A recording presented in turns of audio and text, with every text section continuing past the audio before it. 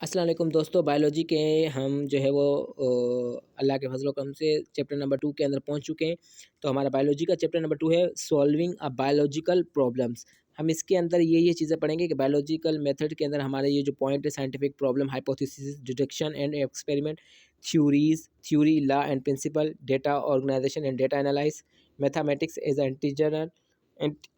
Integral part of the scientific process.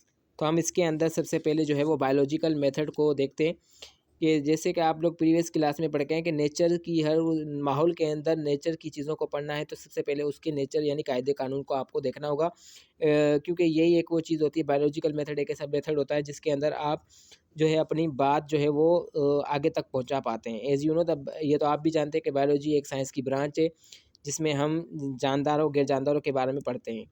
तो इस चीज़ के इस किस्म की जो नॉलेज है उसको आगे फ़ॉर्मुलेट करना एक सवाल की शक्ल में यूँ कह लें या उनकी डेटा कलेक्ट करना और उनके ऊपर मुशाहिदा करना, ऑब्ज़र्वेशन मीन्स मुशाहिदा करना, एक्सपेरिमेंट तजर्बे करना और ये चीज़ की टेस्टिंग करना कि ये जो वेरियस जो केस चल रहा है उसके पीछे कौन-कौन सी जो है चीज़ें जो है वो रखी गई है, तो उसको हम कहते हैं बायोलॉजिकल मेथड। तो हम बायोलॉजिकल मेथड के अंदर यही चीज़ें हम देखेंगे।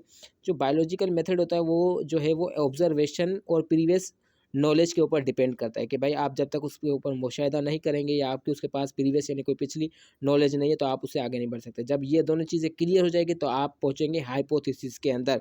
अब ये हाइपोथेसिस क्या होता है? हाइपोथेसिस के अंदर 2 चीज़ें आती है, एक इंडक्टिव रीज़निंग आता है, दूसरा डिडक्टिव रीज़निंग यानी एक बात आपके पास वो जो आपको शक लग रहा है कि हाँ, ये बात सच है और एक वो बात जहाँ जिसमें आपको सिर्फ़ शक भी ना हो, सिर्फ़ पक्का हो कि हाँ भाई, ये बात यही है और यही होगी। जैसे बाद में इसमें एक जो केस बताया गया है मलेरिया का कि ये जो डेंगू का जो मॉस्किटो यानी मस्किटोज़ के बाइट करने से जो मलेरिया बीमारी होती है, तो वो मच्छर के काटने से होती है। मच्छर के जो है उसके अंदर एक जरासीम होता है जिसको हम प्लाज्मामोडियम कहते हैं। वो इंसानों के खून के अंदर मिक्स होकर जो है वो व्हाइट सेल्स और रेड ब्लड सेल्स को ख़त्म करना शुरू कर देता है, जिससे इंसान जो है वो बीमार हो जाते हैं। तो हाइपोथेसिस के बारे में अगर वो मिलकर जो है फिर एक्सपेरिमेंट आता है, तजर्बा किया जाता है। फिर तजर्बा करने के बाद डेटा को कलेक्ट किया जाता है, फिर डेटा एनालाइज़ होती है, आखिरी मराहिल में होती है। फिर जब वो आखिरी मराहिल से पहुँचकर अपनी एक हतमी शक्ल में आ जाती है, तो हम उसको थ्योरी के तौर पर आगे लिखकर बयान कर देते हैं, जी हाँ, ये जो प्लाज्मामोडियम था वो सबब ही मलेरिया बीमारी का हुआ था। उम्मीद करता हूँ दोस्तों आप लोगों को ये वीडियो बनाई पसंद आई होगी। इंशाल्लाह हम अपने चैप्टर नंबर 2 के अगले लेक्चर्स को मज़ीद जो है वो ब्रीफ़ करेंगे। शुक्रिया।